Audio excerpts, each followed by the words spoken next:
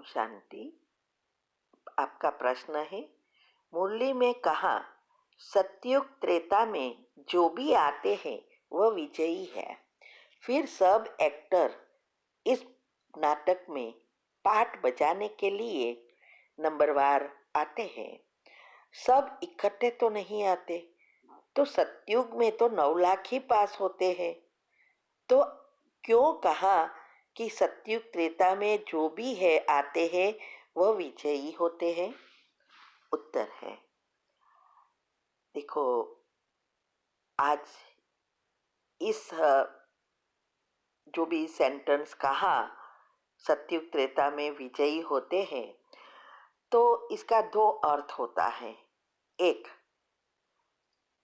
कि आज 800 करोड़ में से सिर्फ 33 करोड़ आत्माएं ही देवी देवता कहा जाते हैं। शास्त्रों में भी उसका गायन है कि 33 करोड़ देवी देवताएं।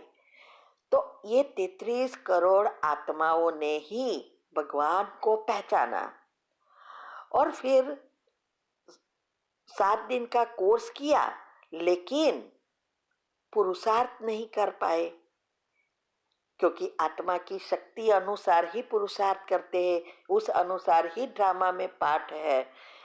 और पुरुषार्थ नहीं किया, लेकिन सेवा भी बहुत की। कई बहुत धनवान होते हैं, पैसा बहुत धनदान करते हैं, लेकिन पुरुषार्थ नहीं करते हैं। कोई ना कोई रीति से सब बाबा के यज्ञ में सेवा देते हैं। वो भी तो सत्यता में आ जाएंगे प्रजा में। तो इस अनुसार 800 करोड़ में से वो 33 करोड़ देवात्माएं हैं।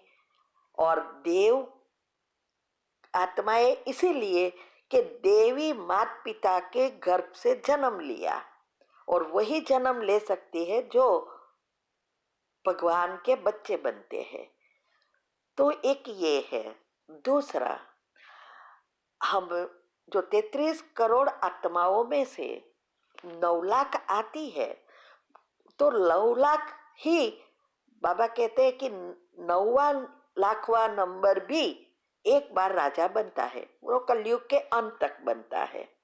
लेकिन 8 और 108, तो 8 जो है वो तो मुख्य ग्रह राजाए है, महाराजाए। लेकिन 108 जो है, जो श्री कृष्ण के घराने वाली आत्माएं हैं, वो सब सतयुग के अंत तक के राजाए बनेंगे, क्योंकि जैसे जैसे प्रजा बढ़ती जाएगी उस अनुसार राजाए भी बढ़ेंगे। फिर त्रेता के अंत तक 16,108 राजाए बनेंगे। तो ये 16,108 जो है, भले सतयुग में पहले जन्म में आए, लेकिन उसमें से 9 लाख में से 16,108 आत्माएं विजयी ही कहा जाता है। इसीलिए बाबा कहते हैं ना, विजयी माला के मन के एक 108 और दूसरा 16,108। तो ये 16,108 विजयी आत्मा कहा जाता है, भले त्रेता में राजा बनते हैं। इसीलिए कहा सतयुग और त्रेता की विजयी आत्माएं वो है 108 और 16,108। तो उसके जैसा जैसा चिंतन अवस्था उस अनुसार समझ सकते हैं। तो यहाँ विजयी आत्मा का अर्थ यही है कि जो मुख्य आत्माएं हैं, जो सृष्टि की आदि वाली आत्माएं हैं, पूर्वज है, जिसकी असर सारे विश्व पर पड़ती है, वो आत्माएं ही त्रेता के अंत तक राजा बनते हैं।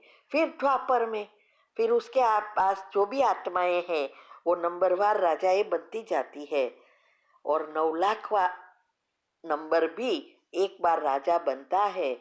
वो इस संगम युग के पुरुषार्थ पर ये 9 लाख आत्माएं राजा बनती है। फिर द्वापर से भी दान पुण्य अनुसार भी राजाएं बनते हैं। वो दान के पुण्य के अनुसार बनते हैं, लेकिन संगम युग पर जो पुरुषार्थ करते हैं, 9 लाख आत्माएं जो मेहनत करती है, वो सब राजाएं एक बार भी बनती है। ठीक है। ओम शांति। आपका प्रश्न है, सारा खेल आत्मा, परमात्मा और प्रकृति का है, तो क्या आत्मा और प्रकृति को परमात्मा ने बनाया है? उत्तर है, देखो, बहुत सारी धर्म अनुसार सृष्टि रचना की बातें, साइंस अनुसार सृष्टि रचना की बातें, बहुत सारी बातें हैं। तो उस अनुसार अगर हम कहें तो सृष्टि की शुरुआत जो हुई वो तो परमात्मा ने ही उसकी शक्ति अनुसार किया, और जो जो जीवन जरूरियात की चीजें हैं वो उसने ही उसकी संकल्प शक्ति से या उसकी खुद की शक्ति से बनाया होगा। और फिर ये 3 एनर्जी से ही सारा विश्व बना चलता है अभी तक। तो इसके लिए थोड़ा बहुत मैंने रिसर्च करके वीडियो रखी है यूट्यूब पर, चैनल पर आप चेक करेंगे ये दुनिया कैसे बनी, साइंस अनुसार समझाया है, कुंडलिनी चक्र के टॉपिक रखे हैं और हेल्थ एंड माइंड के टॉपिक है, ऐसे बहुत सारे राज रखे हैं। आप अगर प्लेलिस्ट में जाएंगे तो बहुत सारी चीज ग्रुप वाइज की है, आप चाहो तो वो सुन सकते हैं। ठीक है। ओम शांति। आपका प्रश्न है, मुझे कुंडलिनी के बारे में जानना है, इस प्रश्न के बारे में बताइए। उत्तर है, देखो, कुंडलिनी के बारे में क्या जानना है, क्या वो तो डिटेल लिखना पड़ेगा ना कि क्या जानना है आपको। और कुंडलिनी चक्र के टॉपिक मैंने यूट्यूब पर हमारी चैनल पर ऑलरेडी रखा है, मुख्य मुख्य बहुत सारे राज भी रख दिए हैं, आप वो सुन सकते हैं। बाकी इसमें से कोई प्रश्न निकले तो आप डिटेल में मुझे बताना पड़ता है। ठीक है। Om Shanti.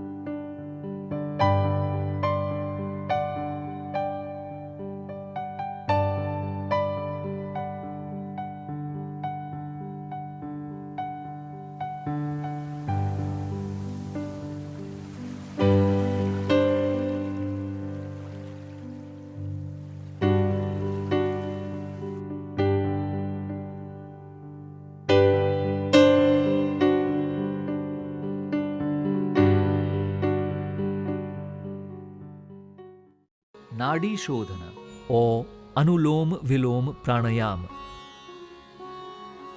is alternate breathing through the left and right nostrils. Sit in a meditative posture. Keep the spine straight and the head erect with eyes closed. Relax the body with a few deep breaths.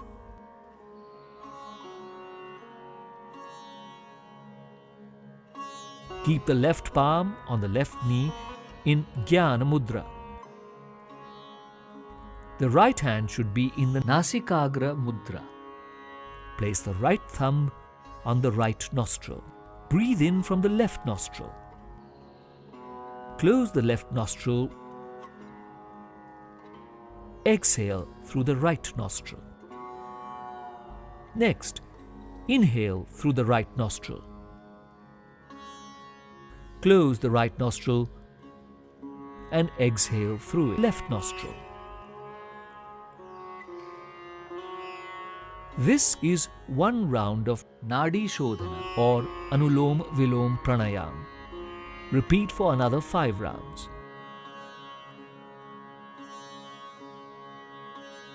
For beginners, the duration of inhalation and exhalation should be equal. Gradually make it 1:2. Inhalation, exhalation. The breath should be slow, steady and controlled. The main purpose of this pranayama is to purify the principal channels of energy. This nourishes the whole body. It induces tranquility, helps to improve concentration. It increases vitality and lowers the level of stress and anxiety. It also elevates cough disorders.